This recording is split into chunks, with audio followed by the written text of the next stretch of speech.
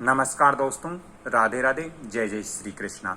दोस्तों, हम नवनिर्मित मकान का निर्माण करते हैं तो वास्तु शास्त्र के अनुसार किस तिथि को नहीं करना चाहिए, क्योंकि कुछ तिथियां ऐसी होती है, कुछ बार ऐसे होते हैं जिसमें हमें वास्तु पुरुष का निर्णय करना बहुत जरूरी होता है। यदि वास्तु पुरुष मृत्यु लोक में होता है तो हमें मकान बनाने के लिए नींव का खनन नहीं करना चाहिए। दोस्तों, मृत्यु लोक में वास्तु पुरुष को कैसे देखते हैं?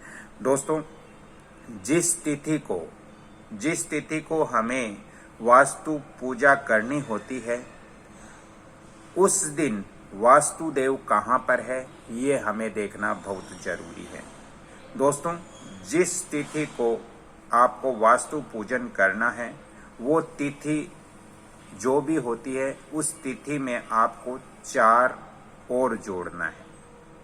4 जोड़ करके उसको दुगना करना है, उसको डबल करना है, और डबल करके उसमें ग्रह स्वामी के नाम के जो अक्षर होते हैं, उन अक्षरों को दोस्तों जोड़कर फिर उसमें 3 का भाग देना चाहिए।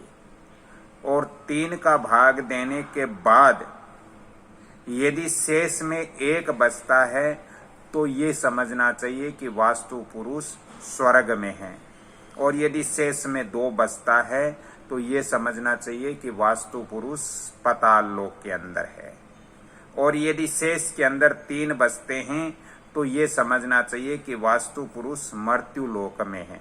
और जब वास्तु पुरुष मृत्यु लोक में होता है, जब हमारे 0 शेष बचते हैं, तो दोस्तों उस समय हमें निसंदेह त्याज्य तिथि मानना चाहिए। उस दिन हमें त्याग देना चाहिए, उस दिन हमें नींव का मुहूर्त नहीं करना चाहिए। सीधी सीधी भाषा के अंदर मैं आपको बताऊं तो दोस्तों, वास्तु शास्त्र के अनुसार हमें वास्तु पुरुष जब मृत्यु लोक में होता है तो उस समय हमें भूमि खनन नहीं करना चाहिए, हमें वास्तु पूजन भी नहीं करना चाहिए।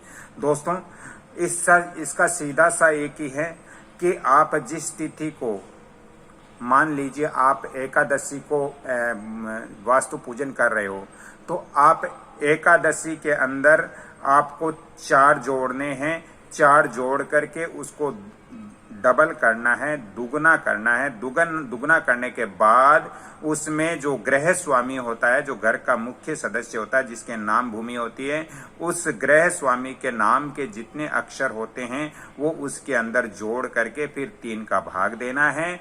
और 3 का भाग जब देते हो तो उसके अंदर शेष यदि 1 बचता है तो हमें यह समझना चाहिए कि वास्तु पुरुष अभी स्वर्ग में निवास कर रहे हैं, और यदि 2 बचते हैं तो ये समझना चाहिए कि वास्तु पुरुष है वो अभी पाताल लोक के अंदर निवास कर रहे हैं। और यदि शेष में 0 बचे तो दोस्तों ये समझना चाहिए कि वास्तु पुरुष अभी मृत्यु लोक में निवास कर रहे हैं। और जब 0 बच रहे हैं तो हमें भूमि का वास्तु पूजन हमें नहीं करना चाहिए। तो इस चीज का हमें विशेष ध्यान रखना चाहिए।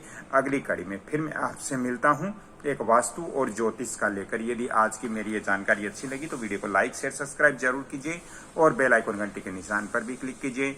यदि आपको भी वास्तु और ज्योतिष संबंधी ज्यादा परामर्श लेना हो तो आप फोन नंबर भी नोट कर सकते हो, 7901718402। अगली कड़ी में फिर मैं आपसे मिलता हूं, तब तक के लिए मैं आपसे क्षमा चाहता हूं। जय वास्तु कुशाय, नमो नमः, राधे राधे, जय जय श्री कृष्ण।